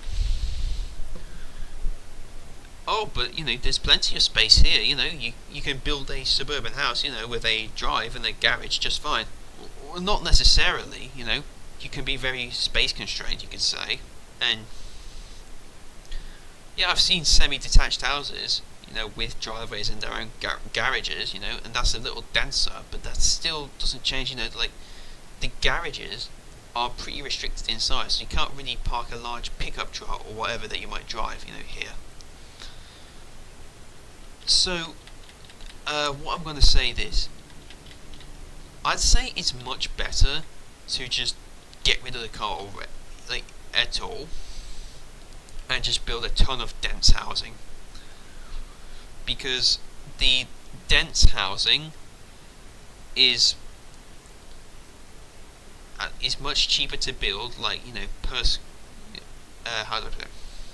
Per square meter is much cheaper to build than to demolish a lot of land and just do suburban housing. Okay, it's much cheaper to do that.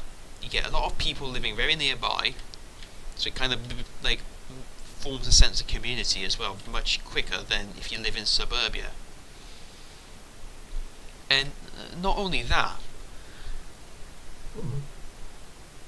like, here's the thing, these apartment blocks also are very conducive for public transportation, and public transportation really is a win for everyone. Because think about it, one bus carrying 25 people gets 25 cars off the road, and 25 cars off the road is a pretty big number. 25 engines which are off the road, not burning fuel.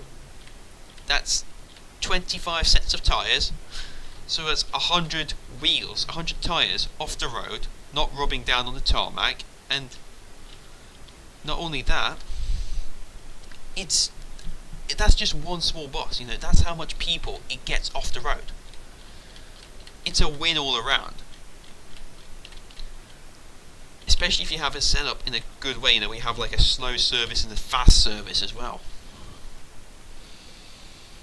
But that's the thing about the States, unfortunately. They seem to have forgotten the art that is good public transportation design. Okay, let's just not shunt him. Okay, we are good.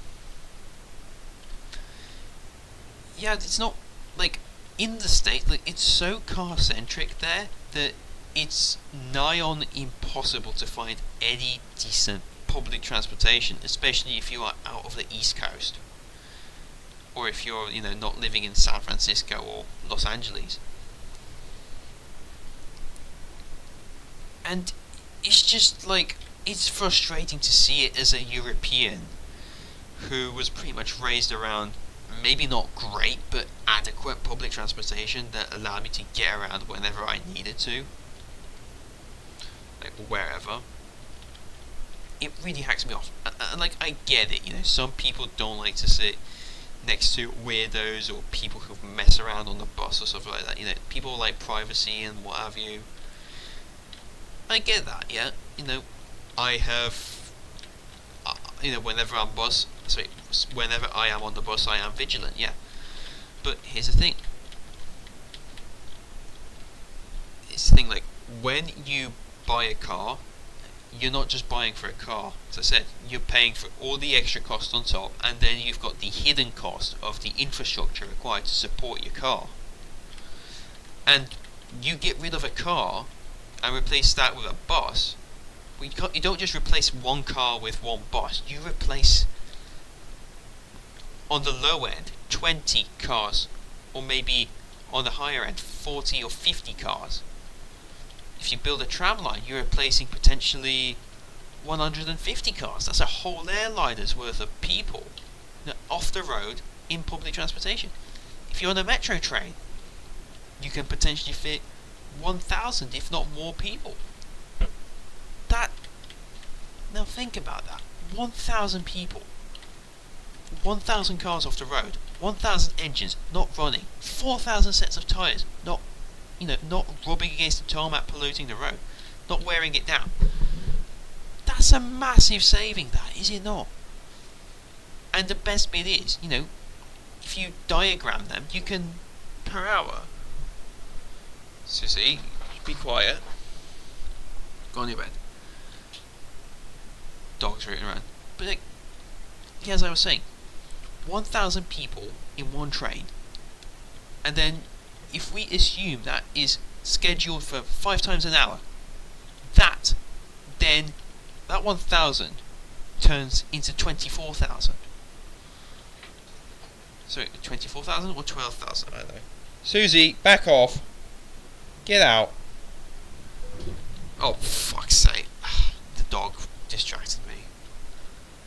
Susie, go on your bed.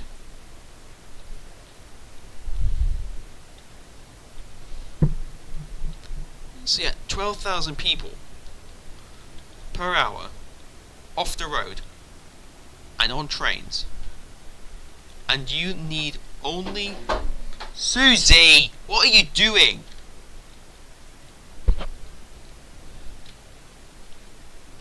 Oh my goodness. God of being a dog owner. But yeah, as I was saying, 12,000 people off the road, and you don't even need like something like 12,000 people per hour, and over the course of 1 hour, that's not, you don't have 12,000 drivers, you have just 12, because they're all driving trains which carry 1,000 people. And then you double that down, you can double the track, 24,000, and that's just being conservative. You can build, you can couple trains together, you can scale them up, you can do some crazy numbers like 70,000 per hour if you are super dense, and if you are super, like, how will I put this? If you're super, what is it? I know, I'm lost for words, but I am going to say one thing. If you're going to make a railway network, it's going to pay off a lot more in the long run than if you gave everyone a car. Because you give everyone a car, they are, paying for all this and that and the whatever, to maintain it. But you build one train, then you are just facilitating, people's lives to an extreme degree then, Okay. Oh my word. I think I know what she wanted. She wanted my attention. I'm doing what I can't really give her my attention when I'm driving still. Go on. Okay, turning right here. Okay. There we go. So yeah, that's the thing about public transportation, which I think a lot of Americans do not understand. And when I say Americans, I'm talking specifically the suburban people who... Hey, Susie, stop this. Go on your bed. God, she loves causing trouble, doesn't she?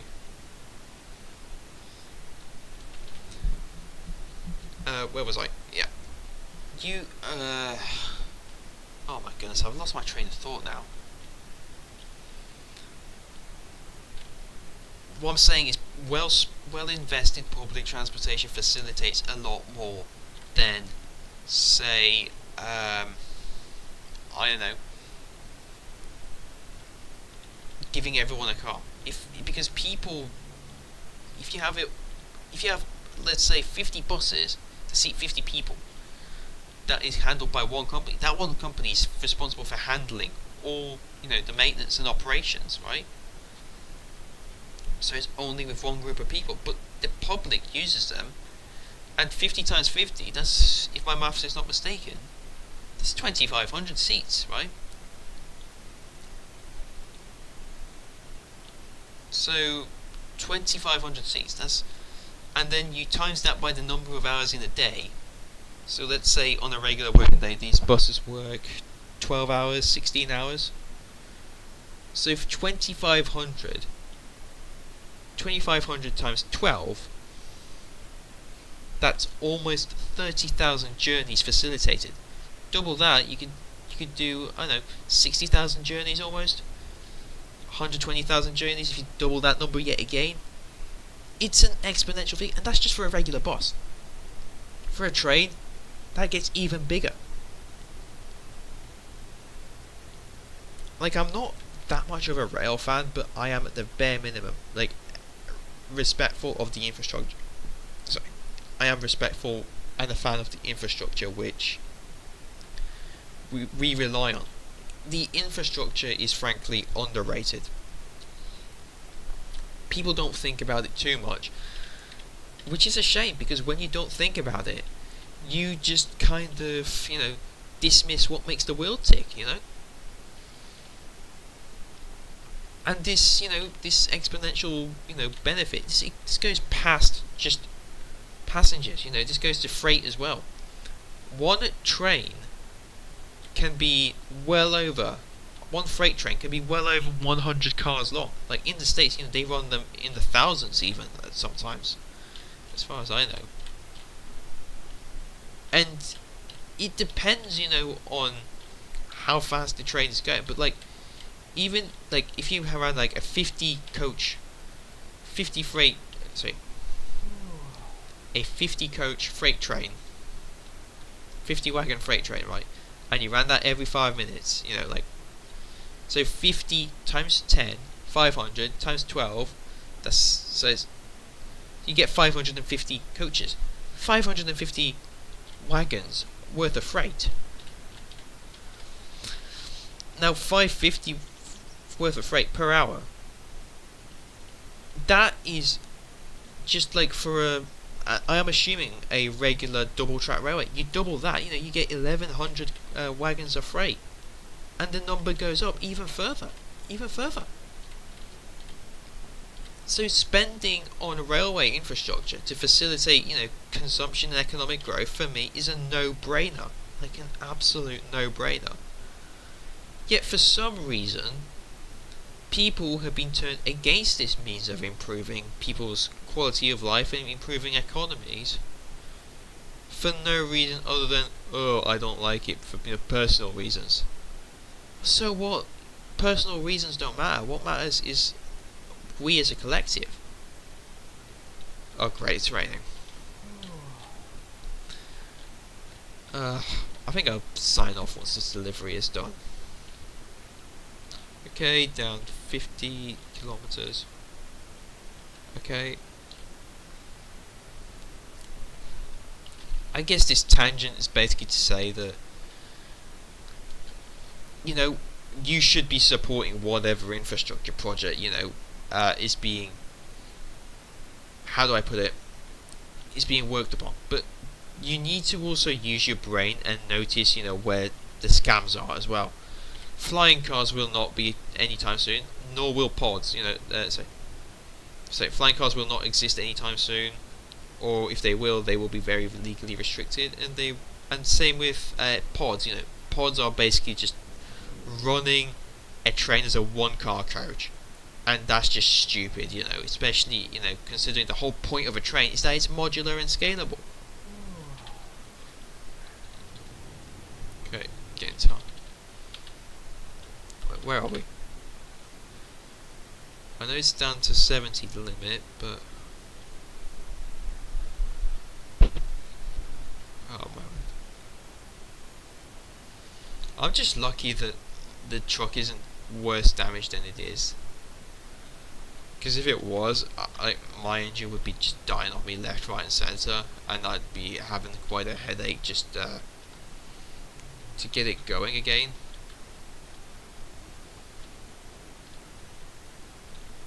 You certainly don't want it to be that badly damaged that it just starts just going kaput on you.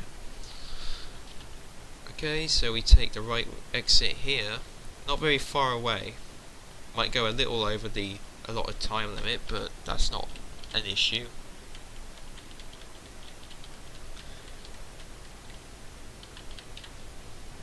Okay, down up to 80.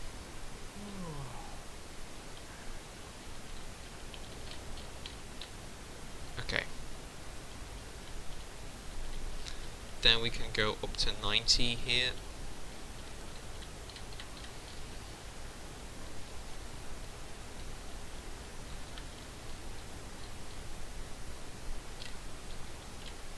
Okay. Right. So we're going to change lanes. That's where the motorway ends. We still have dual carriageway, but soon the speed limit is going to go down. And oh, would you look at that? We're in Vilnius, where I was last year.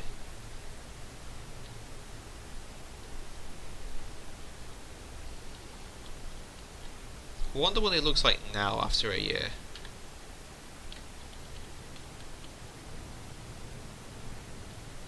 $70 limit.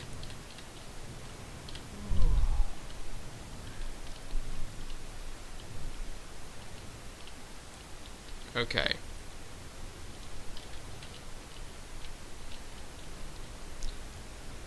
Okay, right. Watch it. Don't shunt him. Just a little bit further. And then... Okay, he's turning. Oh, I just... Yeah, that's not good driving right there. I do get quite impatient sometimes. Oh, avoid sleeping offence. Great. So, 5 kilometers. Right.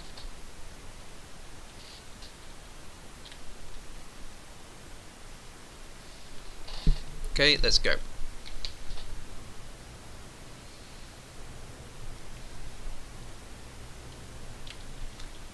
Yeah, what was I about to say? Interesting country, Lithuania. I should visit. I know I should probably visit the Baltic states a bit more. I know that like one of my family relations, they've been to Latvia as well. Apparently they were there for the first Mackey's opening up there, first McDonald's. Yeah, we us British we call McDonald's Mackey's or Mackie D's. What is it? So it's quite an interesting little thing to just bring up, you know, to someone in my family has seen the first McDonald's opening in the in Lithuania. I mean, not Lithuania, Latvia. Sorry. I heard apparently Estonia is doing very well for itself now after the fall of you know, the Soviet Union, from a considering it's a former state, it's quite well off.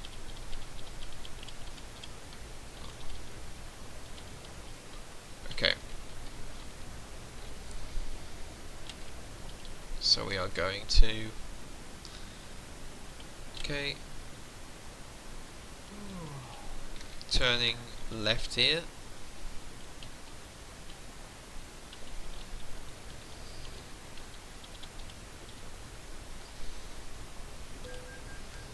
Okay, again, booked again.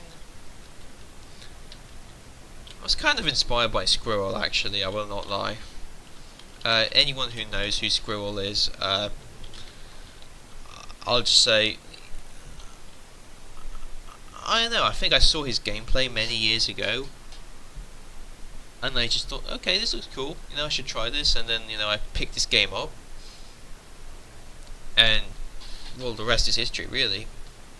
It's nice to be here, you know, and just, you know, just discussing random bits and bobs, you know, even if it, might not be to everyone's taste, let's just put it like that.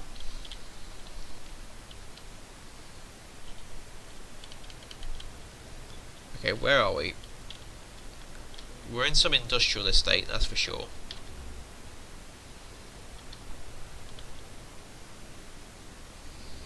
There's NCH, that's where we have our cargo delivery, supposedly. Okay. And there is our trailer drop-off point. So we just have to turn right. Okay, we need to turn left like this, and then we need to just gently maneuver this to...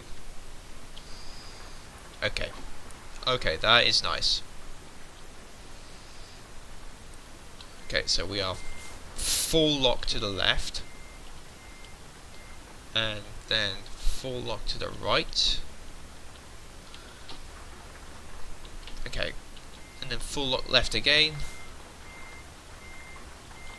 Full lock right. Just gotta be careful to not bash it. Oh, we've got plenty of space. Nice. Okay, and we just back it in like this. Keep it straight.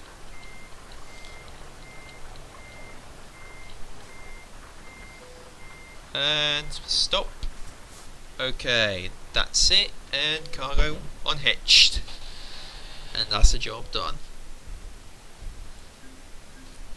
Nice. No damage either. 31 grand. That's how we like it. And we got a level up. So we got an upgrade as well for our skills. So we're just going to do just-in-time delivery. And okay. Well, I'll just quickly set navigation for the nearest rest stop. But yeah, that's not bad considering this is keyboard and mousing it, is it now? Okay. Right, okay, let's go and... Oh, sorry. Didn't even notice you were there. That's on me. Yep, there's a reason I don't have a driving license yet in real life.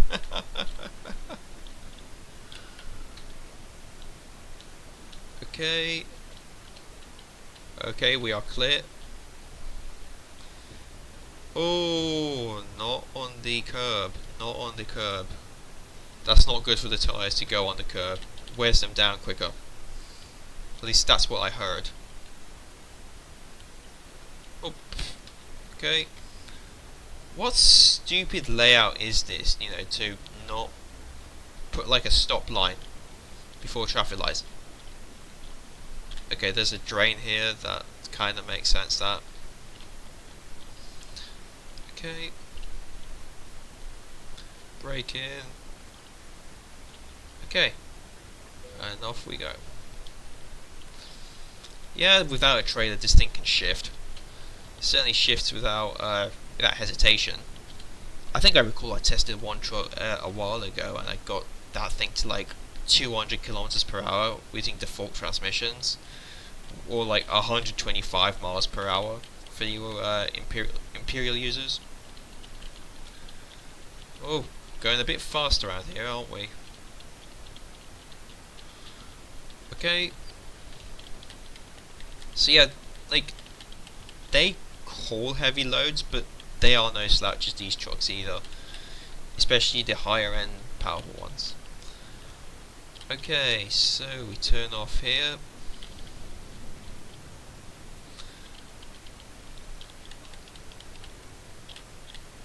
Okay. Okay, and there is the rest stop. Now, it's just a case of parking up.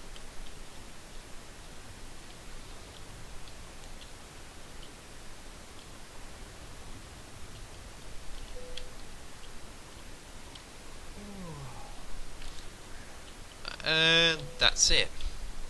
Well, ladies and gentlemen, thank you for watching this stream.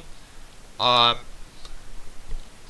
be probably sure to do a lot more of these going forward, considering how how peaceful this is and how I just get to discuss random bits and bobs here. So, if you enjoy this, please drop a like and subscribe if you ever if you are so inclined.